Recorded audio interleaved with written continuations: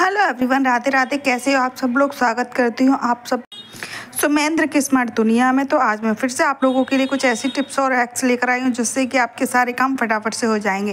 तो आप लोग वीडियो लास्ट तक देखना। एक भी टिप्स आपके पसंद आई हो, आपके काम आई हो, तो चैनल को सब्सक्राइब जरूर कर लेना और बेल आइकन को ऑन कर लेना, जिससे मैं जो भी वीडियो डालूंगी ना उसका नोटिफिकेशन आपको पहुँच जाएगा और आप मेरा वीडियो सबसे पहले देख पाओगे।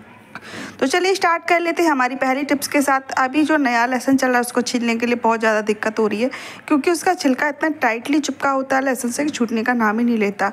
और हमको कभी जल्दी सब्जी बनानी होती है और लहसुन छीलना पड़ता है, तो अगर हम 4 कली डालते हैं ना तो 1 कली में ही गुजारा कर लेते हैं, क्योंकि छीलने में बहुत ज़्यादा समय लगता है। मैं तो अपनी बात बता रही हूँ, वैसे ऐसा ही होता होगा हर जगह।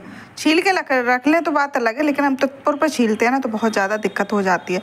तो चलिए आप लोगों को बताते हैं फटाफट से करना क्या है। तो इसको हम 2 टुकड़े में कट कर लेंगे इस तरीके से, और एक हम लेंगे ग्रेटर से इस तरीके से इसको हम, ये देख लीजिए, लहसुन को इस तरीके से यहाँ पे कट किए हुए जगह से इस तरीके से हम इस पर रफ करेंगे, यानी कि इस तरीके से कद्दूकस करना है हमें लहसुन से। तो ये देख लीजिए, बिल्कुल भी मेहनत करने की ज़रूरत नहीं है। बिना मेहनत के ही लहसुन का छिलका अलग हो गया है और लहसुन का पेस्ट बन के अलग तैयार हो जाएगा। तो आप चाहें तो इस तरीके से फ्रिज में, जब आपके पास समय होता आप इस तरीके से करके फ्रिज में स्टोर भी कर सकते, बिल्कुल भी समय नहीं लगता। आप इसको ज़रूर से ज़रूर ट्राई कीजिएगा। ये देख लीजिए, मुझे तो जल्दी खाना बनाना होता है तो छीलने का समय नहीं होता, तो मैं तो इसी तरीके से करती हूँ। बस ग्रेटर लिया, लहसुन बड़ी कली ली और उसको कट करके बीच में से इसी तरीके से, तो जितना भी इसका जो अंदर का जो लहसुन होगा वो नीचे ग्रेट हो जाएगा, बाकी का जो छिलका है ना वो सब ऊपर रह जाएगा। ये देख लीजिए, हो गया ना कितनी जल्दी से। तो आप लोग को कैसी लगी टिप्स बताना ज़रूर, और आप लोग कहाँ से देख रहे हो मेरे वीडियो वो भी ज़रूर बताना। तो चलिए बढ़ते हैं नेक्स्ट टिप्स की ओर। आजकल जो गर्मी स्टार्ट हो गई है ना, तो टमाटरों को रखने के लिए बहुत ज़्यादा प्रॉब्लम होती है। अगर इसको ऐसे ही रख देते हैं ना तो बहुत जल्दी ख़राब हो जाते हैं। तो बहुत लोग थैली में भी रख देते हैं। इस तरीके से थैली में रखने से भी टमाटर ख़राब हो जाते हैं, चाहे फ्रिज में रखो चाहे कहीं भी, फिर भी। तो हमने लिया है इस तरीके से प्लास्टिक का डब्बा और उसमें रख दिया है जो न्यूज़पेपर होता है, वो अच्छे से हम बिछा दिया है, और सारा जो हमारे टमाटर अब हम इसमें रखेंगे और इसको पूरे टमाटर को हम इसमें रख देंगे और हम इसको ढक्कन से अच्छे से बंद करेंगे। जिससे क्या होगा कि टमाटर आपके कम से कम 8 से 10 या 15 दिन तक ऐसे ही फ्रेश रहेंगे, कुछ भी नहीं होने वाला आपके टमाटरों को। ये देख लीजिए, ठीक है। अब इसका हम करेंगे ढक्कन बंद और इसको रख देंगे फ्रिज में। हाँ, एक बात याद रखना, फ्रिज नहीं है तो आप इस तरीके से नहीं रख सकते, नहीं तो टमाटर ख़राब हो जाएंगे। तो चलिए बढ़ते हैं नेक्स्ट टिप्स की ओर। कभी कभी जब हम खाना बनाते हैं तो मतलब कुछ भी बनाएं तो उसमें प्याज तो हमको कट करना ही पड़ता है। तो मैं बना रही थी सब्जी, और लेकिन प्याज और लहसुन कट करने के बाद जो उंगलियों में या हाथ में बदबू आती है भाई, कैसे उससे पीछा छुड़ाए, बस यही सोचते हैं प्याज कट करने के बाद। तो चलिए आज मैं आप लोगों को एक ऐसा उपाय बताती हूँ जिससे कि प्याज और लहसुन का जो बैड स्मेल होती है वो फटाफट से चली जाएगी। तो देख लीजिए, बहुत ज़्यादा ख़राब तरीके से स्मेल आने लगती है प्याज की और लहसुन की भी। तो चलिए फटाफट से मैं आप लोगों को एक टिप्स बताती हूँ जिससे कि आपकी लहसुन प्याज की सारी जो बदबू है हाथों से चली जाएगी। हम लेंगे आलू का छोटा सा टुकड़ा और उंगलियों पे, हथेली पे अच्छे से रफ करेंगे इस तरीके से। वैसे तो बहुत बार ऐसा होता है कि हम पानी से धो लेते हैं, लेकिन फिर भी स्मेल नहीं जाती है हाथों से। ये देख लीजिए, अच्छे से आलू से रफ करेंगे। इससे क्या होगा कि जितनी भी स्मेल है वो सब खत्म हो जाएगी। बस 1 मिनट के लिए ऐसे रफ करना, फिर इसको धो लेना। साबुन लगाने की भी ज़रूरत नहीं पड़ेगी, ऐसे ही आपके जो हाथ हैं सारी बदबू चली जाएगी हाथों में से। तो चलिए फटाफट से मैं हाथ धो लेती हूँ और फिर आप लोग को बताती हूँ। तो ये देख लीजिए, मैंने हाथ धो लिए हैं और धो के पोंछ लेती हूँ। बिल्कुल बदबू चली गई है, बदबू का कोई नामो निशान भी नहीं है अभी। ये देख लीजिए। तो कैसी लगी आप लोगों को हमारी टिप्स? अच्छी लगी तो लाइक ज़रूर कर देना। तो ये देख लीजिए फ्रेंड, जब घर में टीवी या एसी या फिर कोई ऐसी चीज़ होती है जिसमें रिमोट होता है, तो रिमोट की बहुत ज़्यादा प्रॉब्लम हो जाती है। 2 बच्चे होते हैं घर में तो दोनों रिमोट मांगते हैं और खींचातानी में रिमोट गिर जाता है तो टूटने का बहुत ज़्यादा संभावना रहता है। कभी कभी तो ऐसा होता है कि जो टीवी का रिमोट गिर जाता है ना, तो टीवी का रिमोट टूट जाता है ना, तो टीवी का दूसरा रिमोट भी मिलना मुश्किल हो जाता है। देखो, सेटअप बॉक्स का तो मिल जाता है, मगर टीवी का, हर एक टीवी का एक ही रिमोट होता है, उसको दूसरा ढूंढने के लिए बहुत ज़्यादा दिक्कत हो जाती है।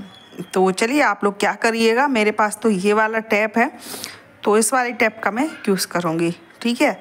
अगर आपके पास ये वाला टैप नहीं है तो आप वाइट टैप का भी इस्तेमाल कर सकते हो, जो छोटा वाला वाइट टैप आता है ना वो।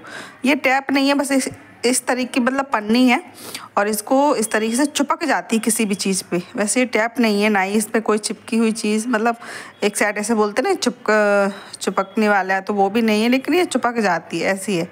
तो ये देख लीजिए अच्छे से आप भी इस तरीके से इस पर अच्छे से टैप को रैप कर दीजिए इस तरीके से, ठीक है।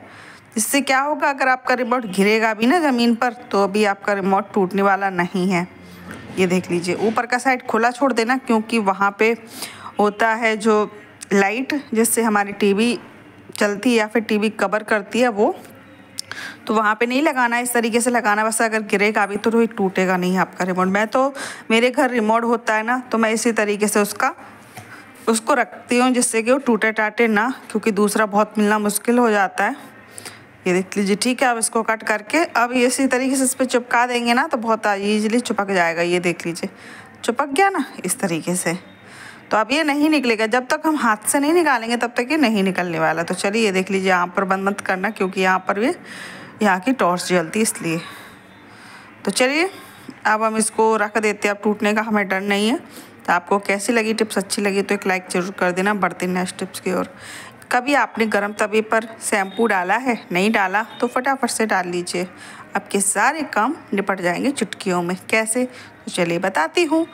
तो क्या हुआ, आज मैंने कुछ बनाया था तवे पर और उसको धोया भी। अगर हम इसको ज़्यादा खुरचते तो ये तवा ख़राब हो जाता। तो मैंने कहा इसको खुरचने की ज़रूरत नहीं है, एक टिप्स मैंने देखी थी फ़ोन पर, तो मैंने कहा आज उसको आजमाती हूँ और आप लोगों के साथ भी शेयर करती हूँ। तो हमने डाला तवे पे थोड़ा पानी, और पानी के बाद पानी जब अच्छे से उबलने लगेगा ना, उसके बाद हम इसमें डालेंगे शैम्पू। तो आपके पास अगर शैम्पू नहीं है तो जो खाली पाउच होती हैं, यानी कि जो हम बाल धोते हैं उसके बाद जो खाली पाउच बचती है, तो उनमें पानी डालकर भी आप डाल सकते हैं, क्योंकि उनमें थोड़ा बहुत शैम्पू बाकी रह जाता है, हम कितना भी उससे अच्छे से क्लीन कर लें फिर भी, ठीक है। तो अच्छे से पानी गर्म होने देंगे, फिर हम इसमें डालेंगे शैम्पू और फिर देखते हैं इसका चमत्कार क्या होता है। ये देख लीजिए, इससे क्या होगा कि जितनी भी इसमें चिपचिपाहट या फिर कालापन या फिर तेल वेल चिकनाहट कुछ भी होगी, सब अपने आप बिना धोए बिना हाथ लगाए क्लीन हो जाएगी। हमको घिसने विसने की कोई ज़रूरत नहीं पड़ेगी इसी तरीके से। ये देख लीजिए, मैं तो हमेशा इसको कम से कम 8 या 15 दिन में एक बार इस तरीके से धो के रख देती हूँ तवा, तो बढ़िया नए का नया बना रहता है, पुराना नहीं होता। इसीलिए मैं सोचती थी कि जो हम लोगों के तवे होते वो इतने जल्दी पुराने क्यों दिखने लगते, जो बड़े बड़े लोग होते हैं उनके तवे इतने पुराने क्यों नहीं दिखते। वो इसी तरीके से टिप्स को आजमा कर अपनी चीज़ों को नया रखते हैं। तो हम भी इस चीज़ को ज़रूर आजमाएंगे और अपने सारे बर्तनों को, सब चीज़ों को नया रखेंगे।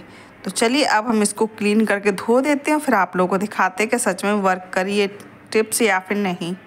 तो हमें बिल्कुल भी रगड़ा वगड़ा नहीं है, अभी आप लोगों को दिखाएंगे। बिल्कुल क्लीन हो चुका है, एकदम साफ़ हो चुका है। तो आज की टिप्स इतनी ही है। कैसी लगी आप लोगों को, अच्छी लगी हो तो ज़रूर लाइक शेयर सब्सक्राइब जरूर करना। मिलती हूँ नेक्स्ट वीडियो में, तब तक के लिए बाय बाय।